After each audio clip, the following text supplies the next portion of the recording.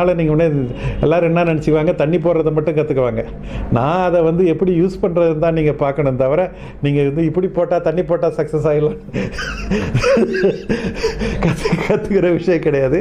But அதை எப்படி வந்து அதாவது ஒரு விஷயத்தை வந்து எப்படி யூஸ் பண்ணிக்கிட்டோம் அப்படின்றத தான் இருக்குது. அதை டங் லூஸ்னராக வச்சு நான் இங்கிலீஷை பேசி அதுக்கப்புறம் வந்து திரும்ப திரும்ப பழகி அப்படி தான் நான் வந்து பழக முடியும். எந்த விஷயம்னாலும் நம்ம கற்றுக்க முடியும்.